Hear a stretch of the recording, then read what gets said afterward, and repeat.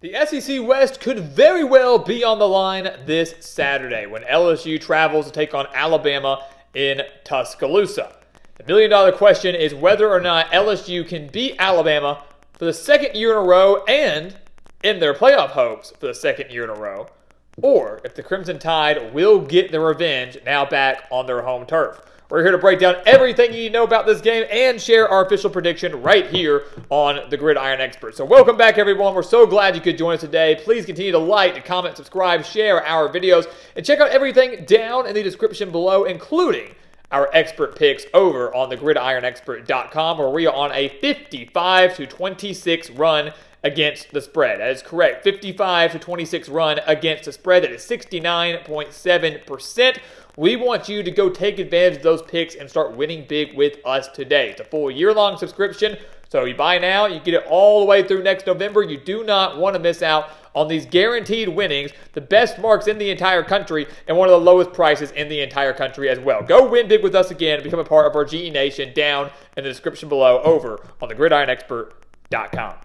Let's talk about winning big. That's what Alabama and LSU have been doing pretty much all year long. The Tigers come in at 6-2 on the year. Alabama 7-1, still in the hunt for the college football playoff. Only loss coming back in week 2 against Texas. When you look at the series history for this thing, Alabama has really dominated LSU for about the last decade or so. The Crimson Tide have won 9 of the last 11 regular season meetings. Only losses coming back in 2019 with that absolutely loaded LSU squad led by Joe Burrow. And then, of course, last year in Death Valley, falling on that 2-point conversion, which was absolutely gutsy but brilliant by Brian Kelly.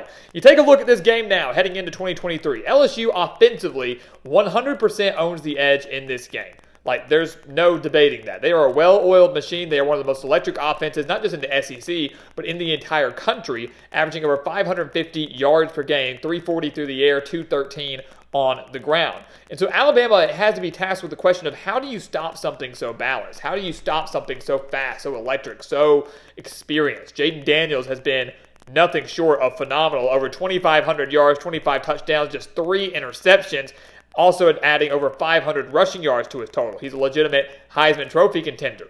Logan Diggs has been phenomenal as well at running back, over 600 yards and 6 touchdowns. Then you got Malik Neighbors and Brian Thomas Jr. as one of the best wide receiver duos in the entire SEC, maybe even in the entire country. This is a really tough task for this Alabama defense, facing an offense this good, maybe one of the best they've seen all year long. And for LSU, their goal coming in here to Tuscaloosa is just to continue to do what they're doing. Continue to be fast, continue to be electric. But the biggest thing is to continue to play mistake-free football. That's how you win in Tuscaloosa. Do not beat yourselves. Jaden Daniels does not turn the ball over that much. LSU as a whole really doesn't turn the ball over that much. But their 2 losses this year to Florida State and Ole Miss, that's what's been their downfall. They had 2 turnovers in the loss to Florida State back in the season opener. Also had 2 trips deep into Florida State territory, deep in the red zone. Didn't come out with any points. Against Ole Miss, they lost the turnover battle. Even if it was just 1-0, still lost the turnover battle. Also had a missed field goal in that game. They lost that game by 6, had a chance to go win it in the final seconds. Many wonder what would have happened if it had been a 3-point game in those final seconds. So LSU has got to take advantage of their opportunity. They've got to capitalize when they find themselves in scoring positions, and they've got to make sure they take care of the football.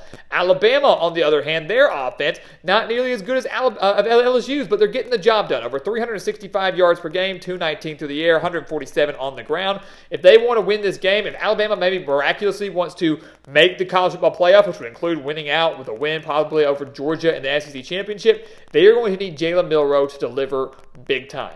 And for the most part, he hasn't done horrible. It's been terrible. Over 1,600 yards, 13 touchdowns, just 5 interceptions. He's going to have to use his legs, though. The dual threat capability of Jalen Milroe has to be utilized, I wouldn't say as much as possible, but maybe more than it has been utilized in the last few weeks. He's going to have to deliver. He's going to have to be consistent. Is this going to be an Alabama, offense that looked the way it did against Texas, or is it going to be the way that it looked maybe last week, or Milroe at least last week against Tennessee? Yeah, they started slow, but he bounced back, led them to that big-time win over Tennessee before the bye week, I should add. You got Jace McClellan in there. He's solid, over 569 yards, 4 touchdowns. They've got 5 pass catchers with over 100 reception yards. But again, they are nowhere near as fast, nowhere near as efficient, nowhere near as consistent as that of LSU's. So what Alabama has to do offensively is obviously They're going to have to score. They're going to have to find a way to keep up with LSU, but they're going to have to start fast. They did not start fast against Arkansas a few weeks ago. They did not start fast against Tennessee. Found themselves in a big halftime deficit before blanking them in the second half, largely due in part to their defense. So they cannot afford to start slow and dig themselves in a hole against LSU because there's a very good chance LSU will not relinquish that lead, unlike Arkansas did, like Tennessee did, and many others. You take a look at the defenses, guys. LSU's defense not nearly as good. If you look at it, LSU's got the offensive advantage. Alabama certainly has the defensive advantage. The Tigers just haven't been good on that side of the ball, which was a shock to many of us. A lot of us thought they would be very solid defensively this year, giving up nearly 400 yards per game, over 238 through the air, over 156 on the ground. All of those extremely concerning numbers, and maybe the most concerning of all is they're not generating any push or pressure up front. Only 14 sacks on the year. Nowhere near the mark we thought they'd be. Nowhere near as aggressive or strong on that defensive line, that linebacking core, as we thought they'd be back in the preseason. And you look at LSU's thing again. Against good teams, quality teams, they have struggled defensively. You can look at the Army game all you want. Yeah, great. You blanked them 62-0. UMass just beat them too, by the way. So that means nothing. You blanked Auburn. Auburn is terrible. But against good teams, LSU defensively has struggled. Allowed 494 yards to Florida State. Allowed 706 yards to Ole Miss. Allowed 527 yards to Missouri, even though the Tigers of LSU did win that game. They even allowed 426 yards of offense to Arkansas back in September. So against semi-decent teams with semi-decent quarterbacks, they have not been that strong defensively. So they have to find a way to bottle Jalen Milroe, who I'd say is just average at quarterback, find a way to shut them down and hope their defense plays the best game of the year. LSU's going to have to come out there and play maybe one of the best defensive games of the year. Not because Alabama's offense is so good, but because it's so difficult to win in Tuscaloosa, and you cannot allow Jalen Milroe and this running attack especially to get going.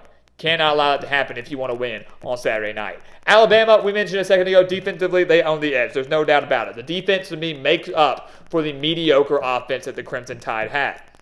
Only allowing 306 yards per game, less than 200 passing yards per game, only 108 rushing yards per game. That's a pretty dang good mark. So what I'm seeing here is if Alabama can slow down the run game, they can contain Jaden Daniels, prevent him from running the ball, prevent him from escaping the pocket. If they contain Logan Diggs and force Jaden Daniels to win the game through the air, I like Alabama's chances.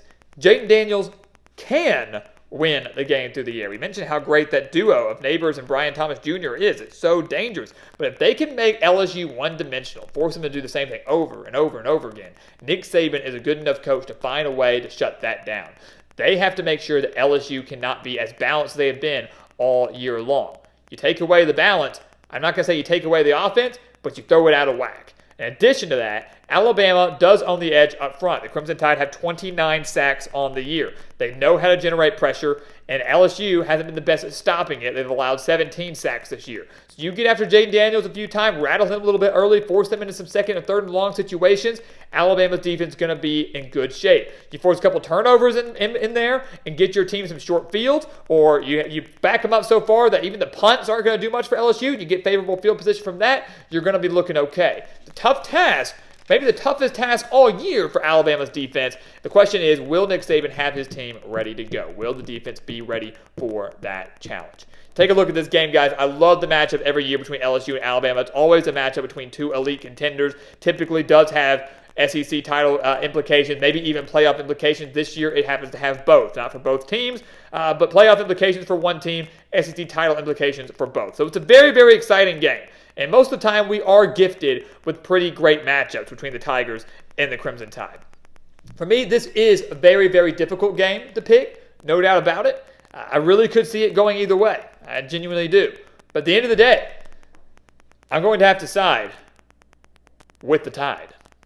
I'm going to have to side with Alabama and Nick Saban.